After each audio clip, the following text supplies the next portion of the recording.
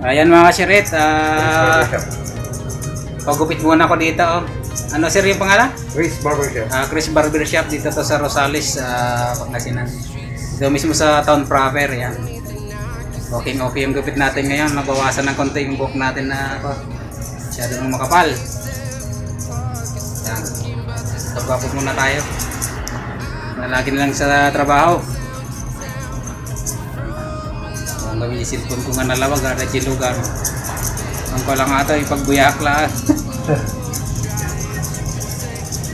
Yan o. Pang-expert nila dito mga kasirit pag in terms of paggugupit. Yan. Ngayon lang tayo nakapagpagupit. Sa loob ng isang buwan. Dito rin ako nagpagupit ng isang buwan eh. Oo. Yan. Sinong gumamit sa'yo dito, sir? Coding. Ayaw mo din ba? Ay. Talaga.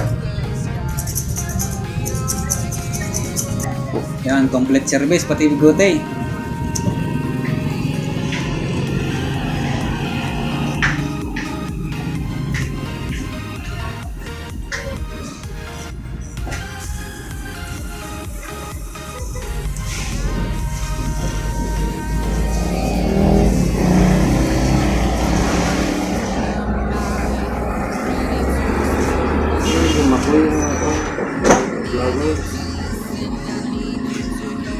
Yun, gwapo na, wala nang bigote mga kasirit. Sunog lang yung mukha, sobrang init. Ang init sa side. Side, oo, grabe. Ano talaga yung buhay ka, kontraktor. Okay. Bali, ito na siya makasakit yung unang kuha namin, yung unang unit. Yan, bali, nabuhusan na yan, oh. Bali, magpupatong na lang kami dito uli ng isang panel uli. Medyo papatigasin lang namin after 3 days siguro bago kami magpatong. Yan, bali, tapos na tong buhusan. Yan, tapos na yung buhusan mga kasiret. Kung titingnan yung sipatin natin mga kasiret, yun, napakatuwid. Ganun din dito sa side na yan, napakatuwid. At the same time yung hamba isa nakalagay na kaagad kasi nakapasok siya yan sa tingnan yung magsiret. Yan, kung makikita nyo, yan, ito yung edge ng hamba, nakapasok siya dyan mga kasiret. Yan, ito nakapasok. Tapos yung buhos is diretso dito sa hamba, kaya napakasolid ng hamba natin. Yan, parang concrete na rin siya. At ito, nabuhusan na rin yan mga kasiret, oh. Yan, nabuhusan na yan, nakikabit na rin yung hamba dito, steel door jamb. Yan, at ito, nabuhusan na rin ito mga kasiret. Yan, balik kalahati yan kasi inabot na kami ng balik kalahati pa lang yung nabuhusan kasi inabot na kami ng hapon, inabot na kami ng 4:30. Yan, bali okay na rin yung pangalawang unit, nabuhusan na yun, nabuhusan na, nayabang na rin yung mga water line, sewer line. Yun mga kasiret, yun yung electrical wiring. Tapos yung banda doon, yung palaki. Yan mga kasiret is yung abang ng lababo yan. Tapos yun doon naman banda, yung abang naman ng CR yun. Yan yung kwarto. Bali dito sa gitna is yung ilalagay namin dito na partition wall is hindi na siya 4. Magre-reduce kami mga kasiret, gagawin ko na lang yung 3 inches para lumaki pa ng kaunti yung space ng kwarto at saka yung living room. Yan, punta tayo dun sa last unit. Ay partial kayo. Nakabit na rin pala dito yung door jamb niya mga kasiret.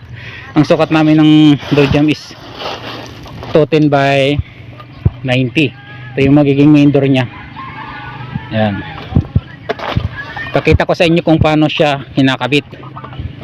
Yan, makikita nyo dito ang poste namin is naka L bar lang siya. Yan,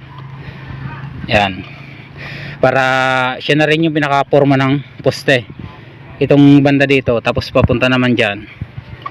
Yan, ito naman yung lalagyan namin dito ng wall panel. Bali ito yung mga nagtabasan, napakatatag magsirit, oh. Yan, parang concrete form na siya. Ito naman yung pinagtabasan. Kahit bali-balibag mo siya mga kasirit, napakatibay. Yan.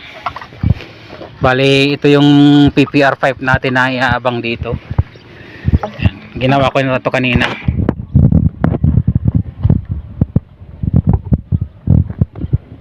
Yan. Yon yung magiging supply siya ng laboratory. Yan yung water closet. At yun naman, yun ang magiging shower, telephone type shower. Dito siya ikakasama mga sirit. Pag nalagay na yung wall dito, bali built in na siya. Tapos lalabas siya doon. Tapos dito naman yung magiging main shower line, yung D4 na pipe. Yan. Ito yung development mga kasirit. Bali, pangalawang linggo pa lang namin dito. Medyo natagalan lang nga kami sa tie beam kasi malaki kasi yung pinalagay kong tie beam dito mga kasirit. Bali 40 by 50 yung tie beam nito mga kasirit. Yan, tapos binuhusan naman uli namin ng yun, yung makikita nyo yung mga layout na yan mga kasirit. Eskulado yan. Simula dun sa tie beam namin na 40 by 50, nagbuhos uli kami ng bali 5 by 4. Yan, buhos to mga kasirit yan. Dito upo kasi yung wall panel. Makikita nyo yun, nakaupo siya doon mga kasirit. Yan. Kahit hindi na natin siya lagyan ng tansi kasi nakatansi siya mga kasirit. Kung makikita nyo, straight na straight siya doon. Yun na yung susundan ng paglalatag ng wall panel katulad dito. Yan.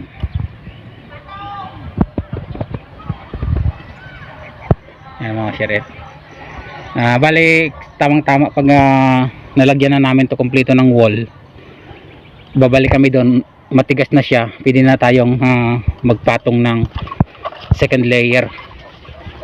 Yan, napakabilis siyang gawin kasi pag natanggal to mga kasirit, yung mga simple support natin is wala na tayong gagawing ano pa mang masonry works, which is masilya na lang yung gagawin natin katulad ng kasirit. Yan, may sample kami dito, tinanggal na namin yung formwork. Yan, bali ito na lang mga alambre yung tatanggalin. Bali hindi pa namin siya tatanggalin kasi dito namin itatali uli yung tubo pa pataas para doon sa pangalawang layer. Yan. Yan, ganyan sa kalinis mga kasirit. Nasa wrapping stage pa lang kami pero finish na yung outcome, kaya talagang napakabilis ng accomplishment pag ito yung ginagamit natin. Yan, bali yan yung kabuuan. Yan, bali umuwi na pala sila mga kasirit kasi alas 5 na. Yan, bali andito pa tayo sa site ngayon, medyo kaunti, mamaya uwi na rin tayo. Maraming salamat sa patuloy na panonood at shoutout pala kay GP Buntan TV, Timas FB TV, shoutout. Yan, kay Simpleng Kolokoy, sir, idol. Huwag kang magsawang mag vlog. Yan, napakaraming yung project na pagagaling mo. All around. Yan, palaging mag-ingat. And then sa lahat ng mga subscriber ko na patuloy na sumusuporta at walang sawang nanonood sa ating mga video, maraming salamat po. God bless you all. Hanggang dyan na lang, bye bye.